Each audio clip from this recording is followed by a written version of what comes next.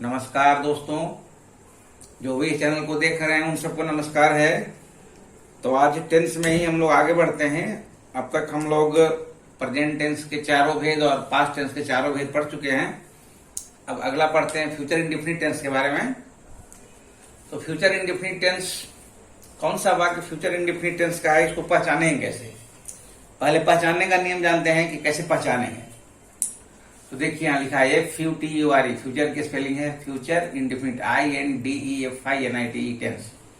Future indefinite tense को simple future भी कहा जाता है, सिंपल फ्यूचर भी कहा जाता है। वो लिखना छूट गया है, चलो कोई बात नहीं। जिस हिंदी वाक्य के अंत में मुख्य क्रिया में गा, गे, गी इत्यादि लगा रहे उसे फ्यूचर इंडेफिनिट टेंस का वाक्य कहते हैं। जैसे मैं जाऊंगा, हम लोग काम करेंगे, जाऊंगा, हम लोग सूर्य कल 5 बजे उगेगा, वे लोग कल स्कूल जाएंगे इत्यादि। 4-5 एग्जाम्पल्स दे दिए हैं। अब इस वाक्यों का अंग्रेजी अनुवाद कैसे बनाएंगे? तो इसका अंग्रेजी अनुवाद कैसे बनाएंगे? तो पहले क्या करेंगे, सब्जेक्ट लिखेंगे। सब्जेक्ट लिखेंगे, उसके बाद आवश्यकता अनुसार शैल या विल लिखेंगे।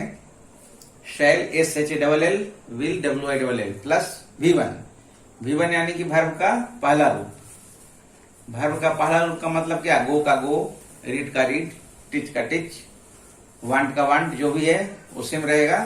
उसके बाद ऑब्जेक्ट लिखेंगे जो वाक्य का कर्म होगा। उसके बाद कुछ और वाक्य में होगा तो उसका अनुवाद करेंगे। थोड़ा सा इसमें नियम है शैल विल में कि जनरली फर्स्ट पर्सन के साथ शैल का प्रयोग होता है। फर्स्ट पर्सन यानी आई और बी। ऐसा पिछले वीडियो में बताया जा चुका है पर्सन के बारे में। आप लोग पूरा वीडियो देखिएगा, चैनल को सब्सक्राइब करके। और पहले और भी पहले पूरा सब्सक्राइब कर देखिएगा तो पर्सन के बारे में बताया गया है सब कुछ। तो शैल का प्रयोग होता है और सेकंड पर्सन तथा थर्ड पर्सन के साथ विल का प्रयोग होता है। लेकिन इसमें क्या होता है कि यदि वाक्य में अवश्य लग जाता है, वाक्य में अवश्य लगा रहने पर क्या हो जाता है कि फर्स्ट पर्सन के साथ विल का प्रयोग हो जाता है और सेकंड तथा थर्ड पर्सन के साथ शैल का प्रयोग हो जाता है। यानी कि यह शैल विल का नियम उलट जाता है। वाक्य में अवश्य लग जाता है तो कभी कभी क्या होता है कि वाक्य में अवश्य नहीं लगा हुआ रहता है, लेकिन वो नियम बदलने से क्या हो जाता है, उलटने से, कि उस वाक्य में क्या वाक्य जोरदार हो जाता है। तो उसमें क्या करना है कि जैसे शैल विल में नियम में क्या है कि जैसे फर्स्ट पर्सन के साथ शैल का प्रयोग होता है और सेकंड और थर्ड पर्सन के साथ विल का प्रयोग होता है।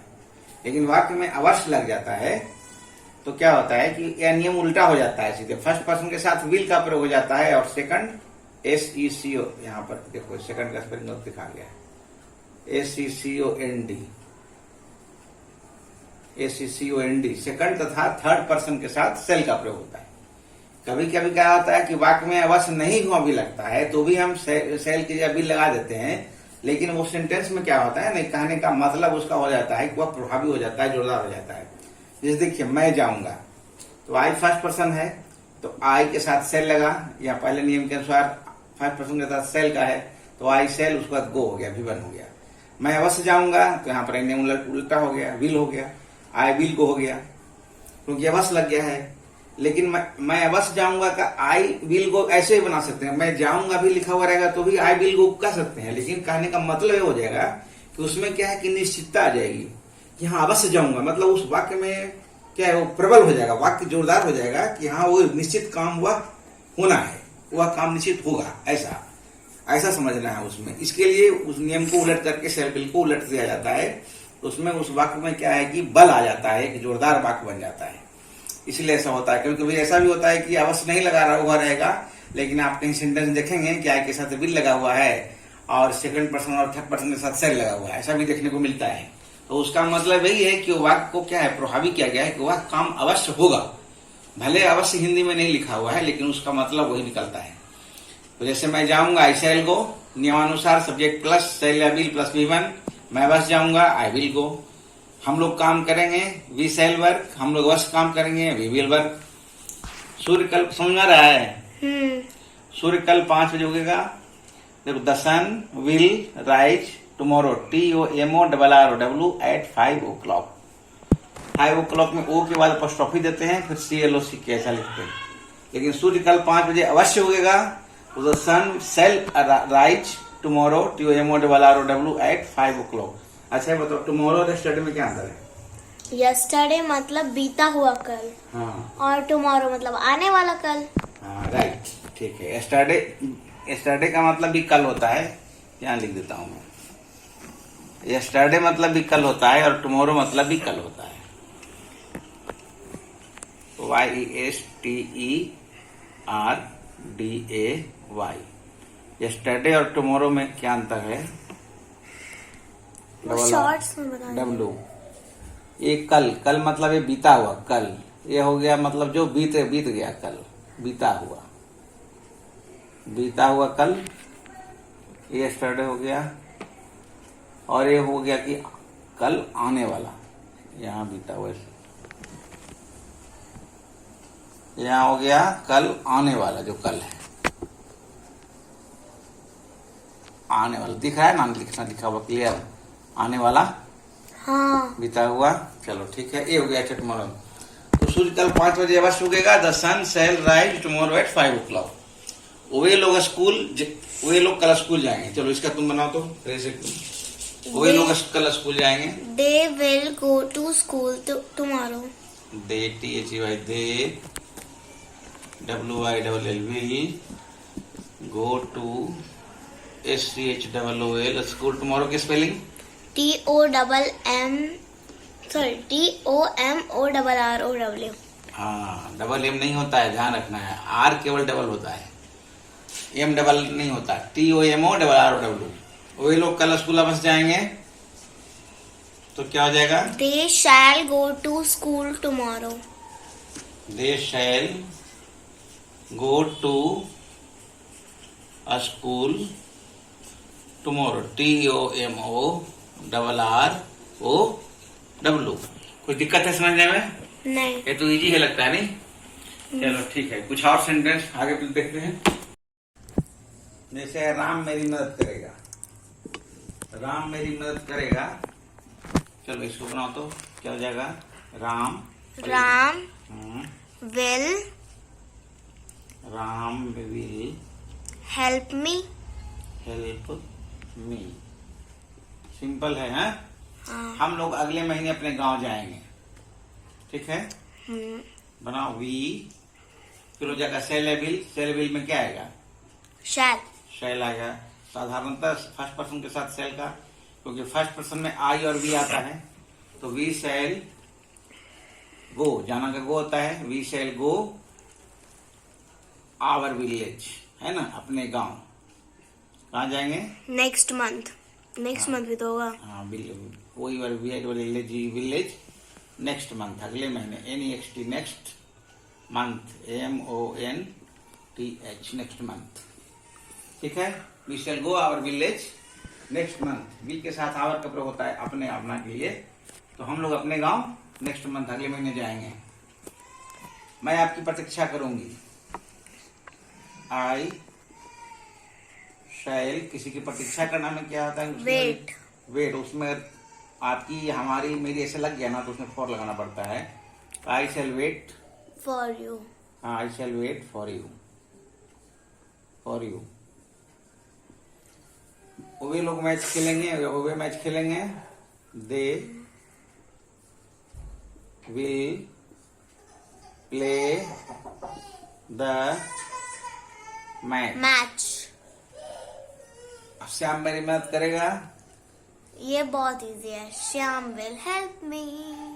SHYM, Shyam will help, HELP, help me. तो इधर देख, हो गया। हाँ। मैं तुम्हें अवश्य हराऊंगा। यहाँ देखो अवश्य लग गया है, तो क्या हो जाएगा? I will. हाँ, आई विल हराना का क्या हो जाता है? डिफीट। Defeat। DEFEAT, इधर उधर लिखा है। DEFEAT, defeat means Hariana. I will defeat you, अवश्य लग गया है, इसलिए नियम उल्टा हो गया। आई के साथ विल का अपोजिट हो जाता है ना। हाँ। मैं नहीं खाऊंगा। I shall not eat. I shall not EAT, ठीक है? मैं इस चैनल को सब्सक्राइब करूंगा। I shall SHALL, I subscribe की spelling SUBSCRIBE। This channel channel। CHANNEL, full stop. और मैं इस चैनल को अवश्य सब्सक्राइब करूंगा, तो यहाँ पर आई विल हो जाएगा। क्या हो जाएगा? I will subscribe SUBSCRIB this channel. अवश्य लग गया, तो यहाँ पर नियम उल्टा हो गया। ठीक है, अब कुछ और सेंटेंसेस। हाँ कुछ और सेंटेंस बनाते हैं। I will. अब सिंपल फ्यूचर इंडेफिनिट को सिंपल फ्यूचर भी कहते हैं। तो जैसे उसमें देखते हैं कि सिंपल फ्यूचर टेंस के वाक्यों के पहले क्या लगा रहने पर उसका अंग्रेजी अनुवाद बनाने का नियम, पहले क्या लगेगा। तो पहले वीडियो में कई बार मैं बता चुका हूं कि जब किसी भी वाक्य के पहले क्या लगता है तो उस वाक्य की जो सहायक क्रिया होती है उसको पहले लिखते हैं। तो वही नियम यहाँ भी लागू होगा। इस वाक्य में जो सहायक क्रिया होगी वो पहले आ जाएगी, यानी कि शैल या विल पहले हो जाएगा। उसके बाद सब्जेक्ट आएगा, उसके बाद वर्ब का पहला रूप आएगा, उसके बाद ऑब्जेक्ट आएगा, उसके बाद अदर्स आएगा। तो सिंपल है, क्या मैं किताब पढ़ूंगा, तो यहाँ पर सब्जेक्ट मैं है, तो मैं के अनुसार यहाँ पर सब्जेक्ट रूप में शैल का प्रयोग हो जाएगा। तो शैल लिखाया, फिर आई सब्जेक्ट हो गया, फिर उसके बाद V1 पढ़ना का, READ रीड, उसके बाद एक किताब की अंग्रेजी ए बुक, यहाँ क्वेश्चन मार्क होगा क्वेश्चन। बुक का स्पेलिंग BOOK। डबल नहीं दिख रहा है क्या? अच्छा डबल ओ लिखा है, नहीं वो सिंगल ओ दिख रहा है। चलो हटा के फिर से लिखता हूँ BOOK। क्लियर हुआ?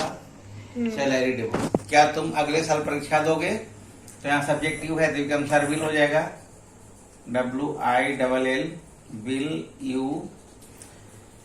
परीक्षा देने की अंग्रेजी होती है appear at the examination. Appear APPEAR appear at the examination. Appear at the examination. Question mark प्रश्न सूचक वाक्य है, तो प्रश्न वाचक चिन्ह पड़ेगा सब में, चाहे हिंदी का वाक्य हो या इंग्लिश का वाक्य हो। क्या सीता एक चित्र बनाएगी? चित्र बनाएगी भी ठीक से बनाएगी, मिट गया है। अच्छा, सीता कितना बनाएगी?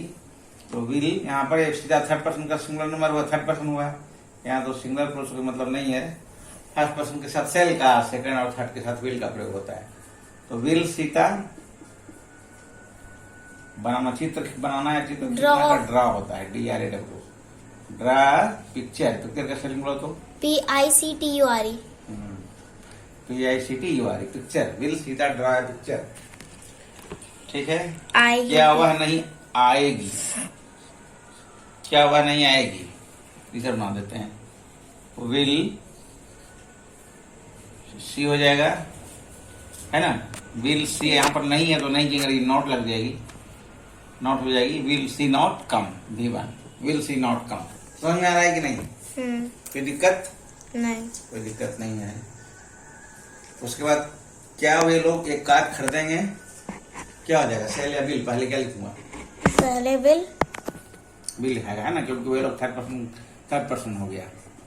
तो विल THAY दे, खरीदना की अंग्रेजी हो जाएगी by. CAR car. Question mark. क्या तुम मेरी मदद करोगे? क्या लिखेगा? बोलो। Will you help me question mark. क्या वह कुछ नहीं करेगा? क्या वह कुछ नहीं करेगा? Will he. इसमें क्या करना? कुछ नहीं का नथिंग होता है, तो ऐसे लिख दो will he do nothing. Nothing मतलब कुछ नहीं। नहीं तो ऐसे लिख सकते हैं, फिर नॉट टू डू एनीथिंग। दो ढंग से बना सकते हैं। अगर नॉट लगाएंगे तो फिर नॉट टू डू एनीथिंग लिखना पड़ेगा। ऐसे लिख सकते हैं, इसको दो ढंग से बनाता हूँ। देखो, विल ही डू नथिंग, वह क्या वह कुछ नहीं करेगा। नहीं तो ऐसे लिख सकते हैं, will he do he not he नहीं will he not to do, है ना। Will he not to do nothing, not to do anything. क्या वह कुछ नहीं करेगा? Not to do anything. anything. Anything. Will he not to do anything? क्या वह कुछ नहीं करेगा? Will he not to do? Will he do any nothing? क्या वह कुछ नहीं करेगा? Will he not to do anything? ऐसा Will he not do anything? To do किस लगाए? कुछ नहीं करेगा. Do means करना. To will he not do anything? Not anything यहाँ हो जाएगा. To लगाने की जरूरत नहीं है. Will he not do anything? Will he not do anything? वह कुछ नहीं करेगा. Anything मतलब होता है कुछ नहीं. नहीं, anything मतलब कुछ. ठीक है? Anything मतलब कुछ होता है. कोई चीज. हाँ, या कुछ होते हैं. अब इसलिए नॉट यहाँ लगा. नथिंग मतलब डायरेक्ट हो जाता है कुछ नहीं. तो इसलिए यहाँ पर नथिंग लग जाते हैं. नॉट लगाने की जरूरत नहीं है. तो विल ही डू नथिंग यानी तो will he not do anything. क्या वह कुछ नहीं करेगा. ठीक है. चलिए नेक्स्ट. हम लोग वहां नहीं जाएंगे. हम लोग वहां नहीं जाएंगे. अब इसमें नहीं लगा है. कुछ मिलाकर बना देते हैं. इसे नहीं लगाकर भी, क्या लगाकर भी, पहले क्या लगाकर, सिंपल सिंपल तो इस प्रकार बना देते हैं. कुछ मिला जुलाकर हम लोग वहां नहीं जाएंगे. चलो वी क्या हो जाएगा? वी विल की मिसाइल. वी विल होगा. फर्स्ट पर्सन के साथ सेल लगता है. ओ अच्छा sorry we shall not go. Sentence तो दोनों सही माना जाता है, लेकिन उसमें क्या है, थोड़ा उसमें हो जाएगा कि हम लोग वहां अवश्य नहीं जाएंगे. बस वक्त तो दोनों सही रहेगा. सेल लगाओ या विल लगाओ, है ना. ऐसे फर्स्ट पर्सन के साथ सेल होता है जनरली, और सेकंड और थर्ड के साथ विल का प्रयोग होता है. तो we shall not go there. हम लोग वहां नहीं जाएंगे. वह कल दिल्ली जाएगा. He will go to Delhi tomorrow. TOMORROW. Full stop. इसमें तो क्वेश्चन मार्क नहीं है, फुल स्टॉप हुआ. यहाँ भी क्वेश्चन मार्क नहीं है, फुल स्टॉप हुआ. क्या तुम इस साल परीक्षा दोगे? Will you. परीक्षा देना क्या होता है? Appear the examination. अपीयर के बाद एट का प्रयोग करते हैं. Appear at the exam. हाँ, appear APPEAR appear at the examination. EXAMINATION examination. Will you appear at the examination. इस साल का क्या होगा? This year. हाँ, तो ये चाहिए दिस YEAR. यहाँ question mark. Will you appear at the examination this year. क्या तुम इस साल परीक्षा नहीं दोगे? है देखो यहाँ मिस्टेक हो रही थी. विल यू नॉट अपीयर हो जाएगा. यहाँ नॉट लग जाएगा. ठीक है. Will you not appear at the examination this year. ठीक है ना. नहीं था ना, यहाँ नहीं लगा हुआ था. देखो नहीं लगा हुआ, नॉट यहाँ हो जाएगा. Will you not appear at the examination this year. क्या तुम इस साल परीक्षा नहीं दोगे? ठीक है. मोहन राम को नहीं पीटेगा. यहाँ भी नहीं लगा हुआ है. Mohan will not beat. Very good. Mohan will not beat. BEAT. Beat मतलब पीटना होता है. राम. RAM full stop. क्या सोहन मोहन को पीटेगा? तो विल सोहन बीट मोहन. हाँ, good. Will Sohan beat Mohan. क्या सोहन मोहन को पीटेगा? है ना. Will Sohan beat Mohan. वह अवश्य मरेगा. मरना का होता है डाई. DIE डाई मीन्स मरना. इधर लिखा हुआ है. चल इसका बनाओ तो. He will. He shall. यहाँ अवश्य लगा हुआ है. तो नियम अच्छा हम लोग ऐसे बना सकते हैं ना. He will definitely die. हाँ, वैसे भी कर सकते हैं. वैसे भी कर सकते हैं. ही शैल. हाँ, SHALLDI अवश्य लग गया है तो बिल का सेल हो जाएगा. उल्टा नहीं हो जाता है. Full stop. डेफिनेटली भी हो सकता है. एक बार बना देते हैं. हम लोग भगवान की पूजा करेंगे. हम लोग भगवान की इंक कम हो गई है. हम लोग भगवान की पूजा करेंगे. तो वी दिखाई पड़ रहा है? नहीं, वी वाला नहीं दिख रहा है. BWEV वर्शिप होता है, WORSHIP। वर्शिप मीन्स पूजा करना। We worship God. वी है नहीं दिख रहा है? शैल वर्शिप ना। हाँ, we shall worship. We shall SHALL। We shall worship SHIP worship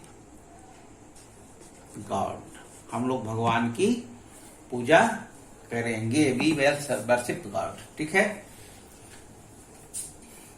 तो आज के वीडियो में इतना ही रखते हैं। आप सभी को नमस्कार। वीडियो देखते रहिए। अगली जानकारी अगली वीडियो में दिया जाएगा। तब तक के लिए धन्यवाद, शुक्रिया, थैंक यू सो मच।